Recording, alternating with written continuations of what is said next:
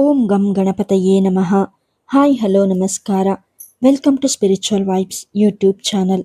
ವೃಷಭ ರಾಶಿ ಅಥವಾ ವೃಷಭ ಲಗ್ನದಲ್ಲಿ ಜನಿಸಿದವರು ತಮ್ಮ ಜೀವಿತಾವಧಿಯಲ್ಲಿ ಒಮ್ಮೆಯಾದರೂ ಭೇಟಿ ನೀಡಲೇಬೇಕಾದ ಒಂದು ಅದ್ಭುತ ದೇವಸ್ಥಾನದ ಬಗ್ಗೆ ಇಂದು ನಾವು ತಿಳಿಯಲಿದ್ದೇವೆ.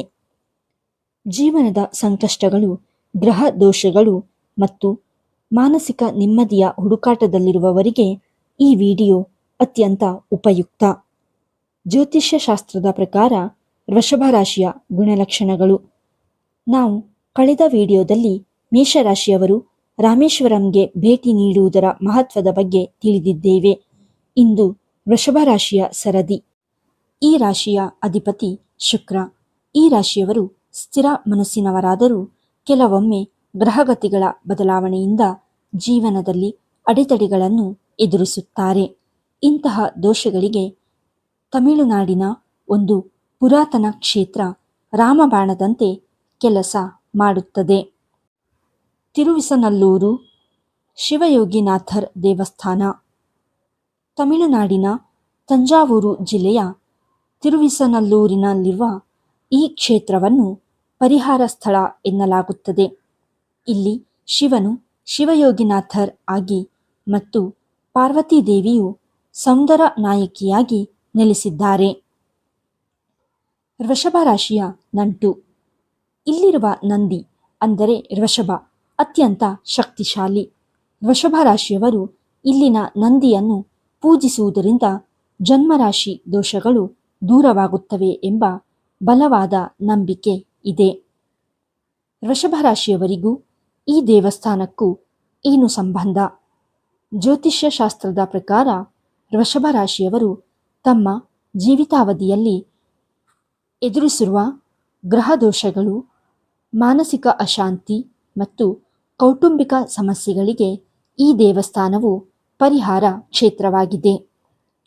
ಈ ದೇವಸ್ಥಾನದಲ್ಲಿರುವ ನಂದಿಯು ಅತ್ಯಂತ ಶಕ್ತಿಶಾಲಿ ಎಂದು ಹೇಳಲಾಗುತ್ತದೆ. ವೃಷಭ ರಾಶಿಯ ಅಧಿಪತಿ ಶುಕ್ರನಾಗಿದ್ದರೂ ರಾಶಿಯ ಸಂಕೇತ ಎತ್ತು ಅಂದರೆ ವೃಷಭ. ಇಲ್ಲಿನ ನಂದಿಯನ್ನು ಪೂಜಿಸುವುದರಿಂದ ಜನ್ಮರಾಶಿ ದೋಷಗಳು ನಿವಾರಣೆಯಾಗುತ್ತವೆ. ವಿವಾಹ ವಿಳಂಬವಾಗುತ್ತಿದ್ದರೆ ಅಥವಾ ಸಂತಾನ ಭಾಗ್ಯದ ಸಮಸ್ಯೆಗಳಿದ್ದರೆ ಇಲ್ಲಿ ವಿಶೇಷ ಪೂಜೆ ಮಾಡಿಸುವುದರಿಂದ ಶೀಘ್ರ ಫಲ ದೊರೆಯುತ್ತದೆ ಎಂಬ ನಂಬಿಕೆ ಇದೆ. ದೇವಸ್ಥಾನದ ವಿಶೇಷತೆಗಳು. ದೇವತೆಗಳು. ಇಲ್ಲಿ ಶಿವನು ಶಿವಯೋಗಿನಾಥರ್ ಆಗಿ ಲಿಂಗ ರೂಪದಲ್ಲಿ ನೆಲೆಸಿದ್ದಾನೆ. ತಾಯಿ ಪಾರ್ವತಿಯು ಸೌಂದರನಾಯಕಿ ಅಂದರೆ ಶಾಂತನಾಯಕಿ ಎಂಬ ಹೆಸರಿನಿಂದ ಭಕ್ತರನ್ನು ಹರಸುತ್ತಾಳೆ. ಸೌರ ಗಡಿಯಾರ.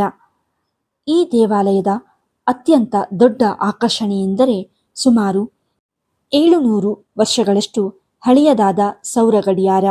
ಇದು ಸೂರ್ಯನ ಬೆಳಕಿನ ನೆರಳಿನ ಆಧಾರದ ಮೇಲೆ ಸಮಯವನ್ನು ನಿಖರವಾಗಿ ತೋರಿಸುತ್ತದೆ. ಇದು ಪ್ರಾಚೀನ ಭಾರತೀಯರ ತಾಂತ್ರಿಕ ಪ್ರೌಢಿಮೆಗೆ ಸಾಕ್ಷಿ. ಪ್ರಾಚೀನತೆ. ಈ ದೇವಾಲಯವು ಸುಮಾರು 1000 ವರ್ಷಗಳಿಗಿಂತಲೂ ಹೆಚ್ಚು ಪುರಾತನವಾದುದು. ಇದನ್ನು ಪ್ರಮುಖವಾಗಿ 9ನೇ ಶತಮಾನದಲ್ಲಿ ಚೋಳರಾಜರು ನಿರ್ಮಿಸಿದರು. ನಂತರ ಪಾಂಡ್ಯರು ಮತ್ತು ಮರಾಠ ರಾಜರು ಇದನ್ನು ಅಭಿವೃದ್ಧಿಪಡಿಸಿದರು. ದಂತಕಥೆ 1.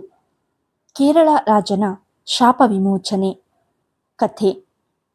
ಹಿಂದೂ ಪುರಾಣದ ಪ್ರಕಾರ ಕೇರಳದ ಒಬ್ಬ ರಾಜನು ತನ್ನ ತಪ್ಪು ನಡವಳಿಕೆಯಿಂದ ಅಂದರೆ ಅಕ್ರಮ ಸಂಬಂಧಗಳು, ಸ್ತ್ರೀ ಶಾಪಕ್ಕೆ ಗುರಿಯಾಗುತ್ತಾನೆ. ಜೀವನ ನರಕ ಸದೃಶವಾದಾಗ ಒಬ್ಬ ಯೋಗಿಯ ಸಲಹೆಯಂತೆ ಈ ಕ್ಷೇತ್ರಕ್ಕೆ ಬರುತ್ತಾನೆ. ಕಾವೇರಿ ನದಿಯಲ್ಲಿ ಪವಿತ್ರ ಸ್ನಾನ ಮಾಡಿ ಶಿವಯೋಗಿನಾಥರ್ ಸನ್ನಿಧಿಯಲ್ಲಿ ಪ್ರಾರ್ಥಿಸಿದಾಗ ಆತನಿಗೆ ಶಾಪ ವಿಮೋಚನೆಯಾಗುತ್ತದೆ. ಇದು ಈ ಕ್ಷೇತ್ರದ ಕ್ಷಮಾಗುಣವನ್ನು ತೋರಿಸುತ್ತದೆ.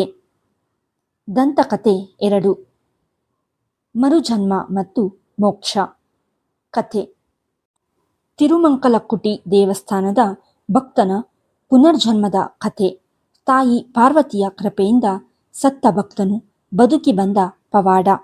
ಬ್ರಹ್ಮನ ತಪಸ್ಸು. ವಿಷ್ಣು ಶರ್ಮನ ಮಗನಾಗಿ ಜನಿಸಿದ ಬ್ರಹ್ಮ ಮತ್ತು ಆತನ 7 ಮಂದಿ ಸಹೋದರರು ಇಲ್ಲಿ ತಪಸ್ಸು ಮಾಡಿ ದೇವನಲ್ಲಿ ಲೀನರಾದ ಇತಿಹಾಸ.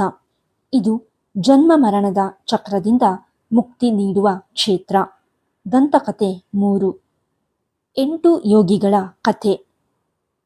8 ಮಂದಿ ಯೋಗಿಗಳು ಶಿವನೊಂದಿಗೆ ಒಂದಾಗಲು ಇಲ್ಲಿ ತಪಸ್ಸು ಮಾಡಿದರು.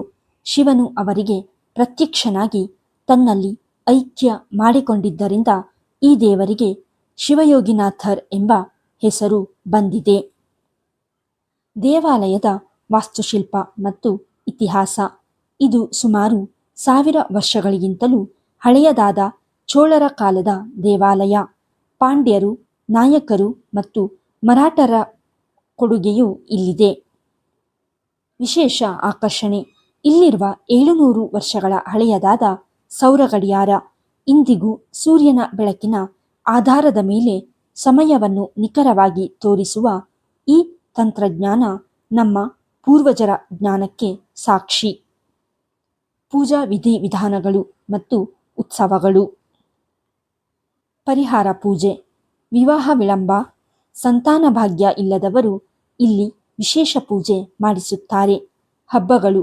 ವರ್ಷಕ್ಕೆ 5 ಪ್ರಮುಖ ಉತ್ಸವಗಳು ನಡೆಯುತ್ತವೆ. ಅದರಲ್ಲಿ ಐಪಸಿ ಮಹೋತ್ಸವ ಅತ್ಯಂತ ಪ್ರಮುಖವಾದುದು. ಪಂಚಮೂರ್ತಿಗಳ ಮೆರವಣಿಗೆಯನ್ನು ನೋಡುವುದೇ ಕಣ್ಣಿಗೆ ಹಬ್ಬ. ವೃಷಭ ರಾಶಿಯವರಿಗೆ ವಿಶೇಷ ಸೂಚನೆಗಳು. ನಿಮ್ಮ ಜಾತಕದಲ್ಲಿ ಗ್ರಹ ದೋಷಗಳಿದ್ದರೆ, ವೃತ್ತಿಯಲ್ಲಿ ಅಡೆತಡೆಗಳಿದ್ದರೆ ಅಥವಾ ಕೌಟುಂಬಿಕ ಕಲಹಗಳಿದ್ದರೆ ಒಮ್ಮೆ ಇಲ್ಲಿಗೆ ಭೇಟಿ ನೀಡಿ. ಭಕ್ತಿಯಿಂದ ನೀಡುವ ಒಂದು ಬಿಲ್ವಪತ್ರೆ ನಿಮ್ಮ ಜೀವನದ ದಿಕ್ಕನ್ನೇ ಬದಲಿಸಬಹುದು. ವೃಷಭ ರಾಶಿಯವರು ಮಾಡಬೇಕಾದ ಪೂಜೆ. ನೀವು ಈ ದೇವಸ್ಥಾನಕ್ಕೆ ಭೇಟಿ ನೀಡಿದಾಗ ಕಾವೇರಿ ನದಿಯಲ್ಲಿ ಪವಿತ್ರ ಸ್ನಾನ ಮಾಡಿ ಶಿವಯೋಗಿನಾಥರ್ ಮತ್ತು ಸೌಂದರನಾಯಕಿಗೆ ಅರ್ಚನೆ ಮಾಡಿಸಿ. ಮುಖ್ಯವಾಗಿ ಅಲ್ಲಿನ ನಂದಿ ಅಂದರೆ ವೃಷಭ ವಿಗ್ರಹಕ್ಕೆ ಪ್ರದಕ್ಷಿಣೆ ಹಾಕಿ ಪ್ರಾರ್ಥಿಸಿ. ವೀಕ್ಷಕರೇ, ಇಂದಿನ ಈ ಮಾಹಿತಿ ನಿಮಗೆ ಉಪಯುಕ್ತವೆನಿಸಿದರೆ ವಿಡಿಯೋವನ್ನು ಲೈಕ್ ಮಾಡಿ, ನಿಮ್ಮ ವೃಷಭ ರಾಶಿಯ ಸ್ನೇಹಿತರೊಂದಿಗೆ ಮತ್ತು ಕುಟುಂಬದವರೊಂದಿಗೆ ಶೇರ್ ಮಾಡಿ. ನಿಮ್ಮ ಅನಿಸಿಕೆಗಳನ್ನು ಕಮೆಂಟ್ ಬಾಕ್ಸ್ನಲ್ಲಿ ತಿಳಿಸಿ. ಇಂತಹ ಮತ್ತಷ್ಟು ಆಧ್ಯಾತ್ಮಿಕ ವಿಷಯಗಳಿಗಾಗಿ ನಮ್ಮ ಸ್ಪಿರಿಚುವಲ್ ವೈಬ್ಸ್ ಚಾನಲ್ ಅನ್ನು ಸಬ್ಸ್ಕ್ರೈಬ್ ಮಾಡಲು ಮರೆಯಬೇಡಿ. ಸರ್ವೇ ಜನಃ ಸುಖಿನೋ ಭವಂತು. ಧನ್ಯವಾದಗಳು.